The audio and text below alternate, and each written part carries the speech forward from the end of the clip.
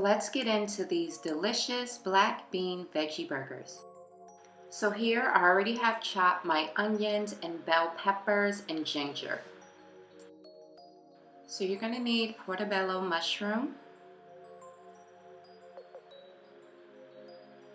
tofu, got mine from the Asian market, extra firm, black beans, some obey, black pepper, garlic, parsley, turmeric, minced garlic or whatever garlic you want to use, and I'm using avocado oil. So now I'm chopping that portobello mushroom, and you don't want the pieces too thick, but you don't want them too small either. That is if you want a burger with substance.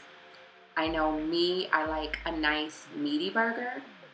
Yes, these are veggie burgers, but I just needed to have, substance because that's the way that I like my burgers. So if you don't care about having a meaty burger or a nice thick, patty, then you can chop it up really, really small. But yeah, this is how I'm doing it. And this is a really simple recipe. Honestly, the chopping is what takes the longest, and it really doesn't even take that long. So nice, simple, quick recipe. So now I'm just mixing all of my chopped ingredients together. Well, not everything, because I still have to chop the tofu, which I will do momentarily.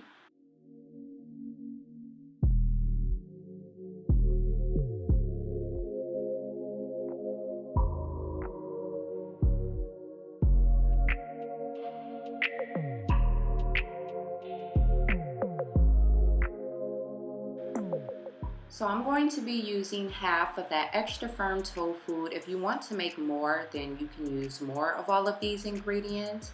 Like you can use the whole tofu, a few portobello mushrooms, a few can of beans, you know what I'm saying? Because you can freeze these. So, but I wouldn't freeze them cooked. If you have leftover batter, you can just make your patties and freeze them. So all you have to do is go ahead and throw them in a pan or in the oven when you're ready to make them. So I am chopping my tofu a little bit on the smaller side, only because I don't like to taste huge chunk pieces of tofu. I personally don't like that. So I am chopping this much more on the smaller side compared to the portobello mushroom. Or it all may be the same size. I don't know. It's pretty early in doing this voiceover, so yeah.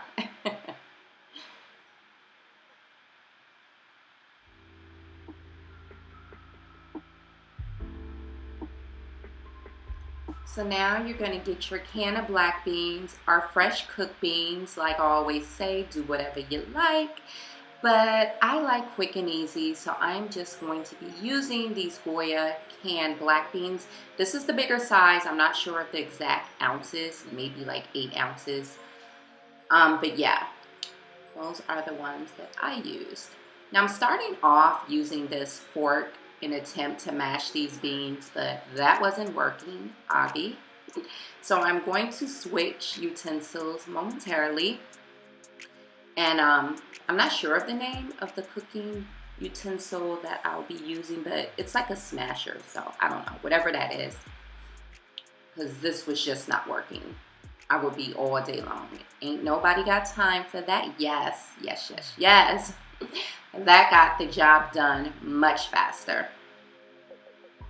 And as you can see, as you smash them down, it's creating more juice from the beans. I didn't drain it, but go ahead and drain it. It'll help you in the long run. There was a few trial and errors. At this point, this was my second attempt at making these. So yeah, there was some trial and error. So just save yourself a little bit of trouble and go ahead and drain some of that juice from the beans. But as you can see, this masher works really effectively. So I like that. Now I'm just gonna go ahead and add those chopped ingredients. But I really should have drained some of that juice from those beans. But it's okay. It all worked out in the end. But don't do what I did. So now, as you can see, I'm just mixing everything together.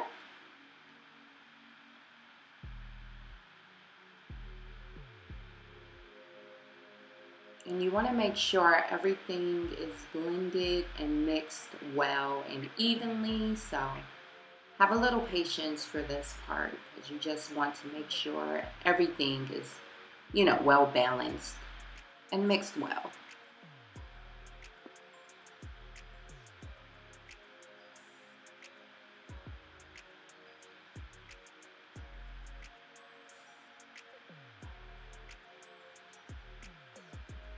So now I'm gonna add some of that minced garlic. I just love this garlic. It is my absolute favorite thing to use. And hey, Venice, hey, a little teddy bear pup in the background. So now I'm mixing that garlic in there.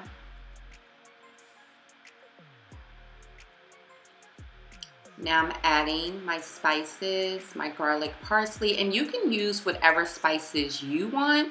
This is what I chose to use, but use whatever floats your boat. But this was my choice.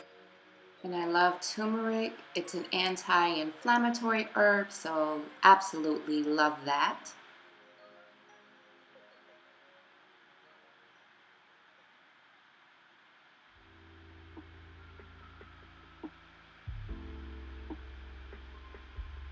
Yes, let's get that turmeric in there.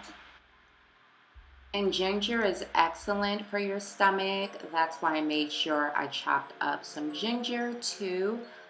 And I just love the way ginger tastes. I love ginger tea. I love it in certain baked goods. I mean, I just absolutely love me some ginger. And I absolutely love me some ginger with my sushi. So good. So now I'm adding a little bit more of that garlic parsley powder. And I love how my son is just flexing all in the background. So pay attention to this. Make sure at this point, don't be like me. Make sure you add a little bit, maybe a couple of tablespoons of flour, or you can add egg. You can do egg white, or you know, the full egg, whatever. Just make sure you add something that's going to be a sticking agent. I don't know, you know, quite what I was thinking not to do that. The first time I made them, I couldn't remember if I did or not. But yes, at this point in the game, make sure you have some flour, egg, or whatever you want to use to make it stick. Make sure you have that, because mine fell apart in a pan, and you know, I had to go back and add an egg. So yeah, just make sure you have something that will hold it together. And I do truly believe that draining the beans of the extra juice will help as well. So those were the mistakes, but you know, I redeemed myself. It was all good.